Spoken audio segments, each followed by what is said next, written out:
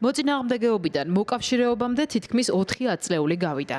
ის რაც წლების წინ წარმოუდგენელი ჩანდა, დღეს რეალობაა და აბუ-დაბიში ხდება. არაბთა გაერთიანებულ საემიროებში აზერბაიჯანისა და სომხეთის ლიდერები იმის საჩვენებლად ჩავიდნენ, რომ სამშვიდობო პროცესის გზაზე უკან დახევას არ აპირებენ და ამ საქმეში შუამავლებიც არ სჭირდებათ.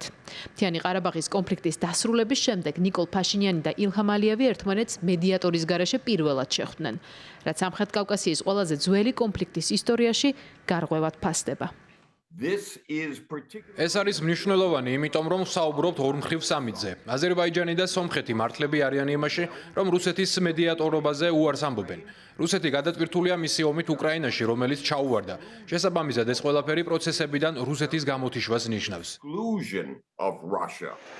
პოსტკონფლიქტური გეოპოლიტიკა სამხრეთ კავკასიაში სიურპრიზებით აღმოჩნდა სავსე. თუ მთიანი ყარაბაღის კონფლიქტში რუსეთი ცენტრალური მოთამაშე იყო, მისი დასრულების შემდეგ ერევანი და ბაქო თანხმდებიან, რომ მოსკოვის ადგილი კავკასიაში აღარაა.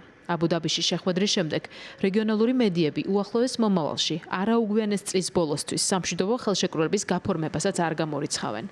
თავად ლიდერებს სამიტის შემდეგ არაფერი უთქვამთ. გარდა იმისა, რომ შეხვედრა კონსტრუქციული იყო, ალიევმა და ფაშინიანმა ისაუბრეს ორ ქვეყანას შორის საზღვრის დელიმიტაციაზე, ზანგეზურის დერეფნის გახსნასა და მის განვითარებაზე, ასევე სამშვიდობო ხელშეკრულების სისრულეში მოყვანაზე. დაიგეგმა შეხვედრები ყველა დონეზე. Azerbaijan's launch of a war in 2020 and its military siege. აზერბაიჯანმა ომი ყარაბაღში 2020 წელს წამოიწყო. მთიანი ყარაბაღის სამხედრო გზით მოპოვებით კი აჩვენა რუსეთზე უსაფრთხოებითი დამოკიდებულების სიცარიელე. ამან აჩვენა თუ რამდენად საშიშად არასაიმედო იყო რუსეთი. ვიტყოდი, ირონიულია, რომ სომხეთი და აზერბაიჯანი იზიარებენ ერთსა და იმავე პოლიტიკას და უპირისპირდნენ მოსკოვს, რათა უკან დაახევინონ და გააძევონ რუსეთის სამხრეთ კავკასიიდან.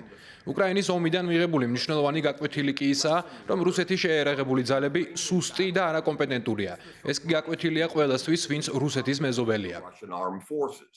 That's an important lesson for all of რა იქნება მოსკოვის პასუხი? დანებდება თუ მოქნილობას გამოიჩენს? ევრონიუსთან საუბრისას რიჩარდ გირაგოსიანი არ გამორიცხავს, რომ ბაქოსა და ერევანში შესუსტებულმა რუსეთმა სამხრეთ კავკასიაში გავლენების შესანარჩუნებლად სხვა გზებს მიმართოს.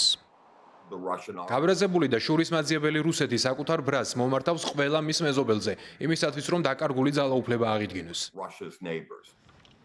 ბაქო და ერევანი ახალ ისტორიას წერენ. რუსეთისგან დისტანცირება და რეგიონში თურქეთის გაძლიერება კი იმ პროცესის ნაწილია, რომელიც სამხრეთ კავკასიის მომავალს ბევრი ათწლეულით განსაზღვრავს.